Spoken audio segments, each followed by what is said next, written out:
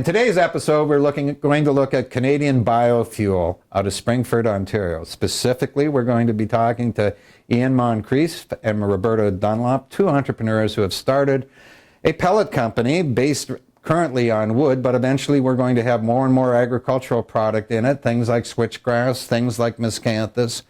But who would have guessed? Springford, Ontario, exporting to Italy. Essentially, all the production here is going to Italy. But again, thinking globally from product that we produce from small town Ontario. Canadian Biofuel produces biomass fuel pellets.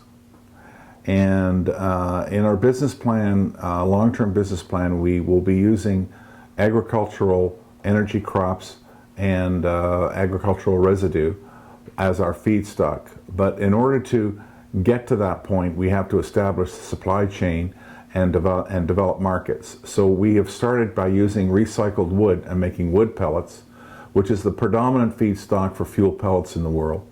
90% of our production is exported to Italy. And the reason for that is that Italy is depending very heavily on wood pellets because they do not have access to natural gas, so they have to depend on propane and fuel oil.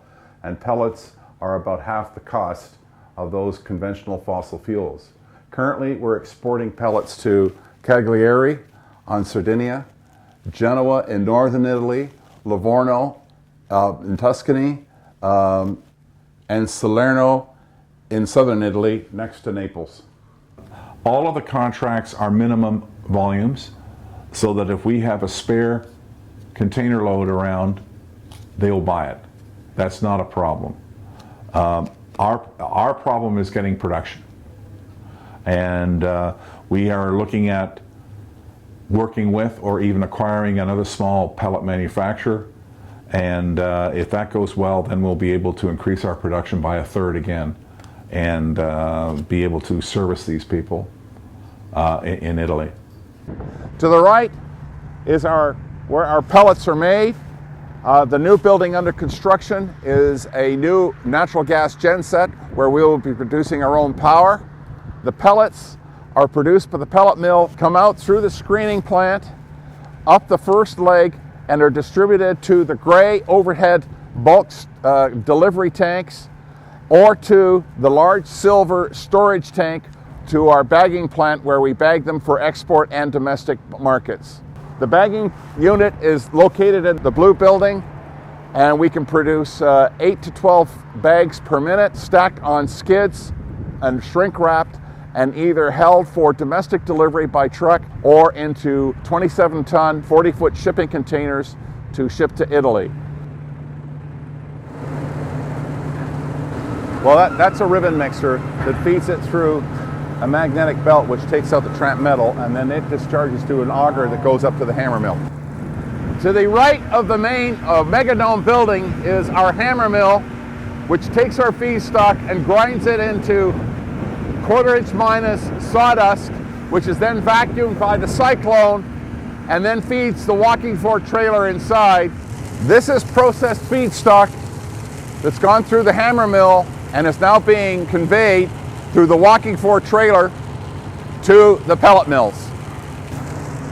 These are the screenings from our screening plant, taking out the fines from the finished pellets, and they're simply augered right back in here to our feedstock, and we use them again, putting it into our feedstock stream, so we never lose anything.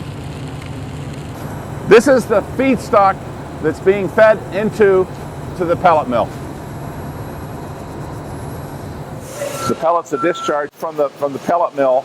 It goes into a counterflow cooler, which cools the pellets down and also takes out fines.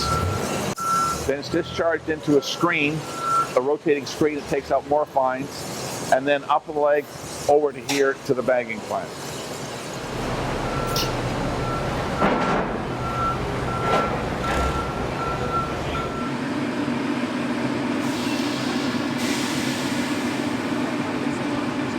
In addition to Italy, we've had numerous inquiries from Greece, Spain, Portugal, Slovenia, Ireland, the UK, and Holland, etc., looking for more pellets.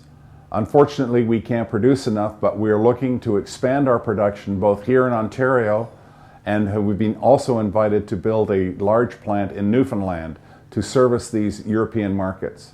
The markets in Europe are expanding exponentially. Last year, they sold 15 million tons of pellets. It's expected by 2015 that will go to 20 million tons of pellets, and by 2020, over 30 million tons of pellets. And we hope to be able to take advantage of this by using purpose-grown crops right here in Ontario to create this new expanding industry in agriculture to produce biomass fuel pellets.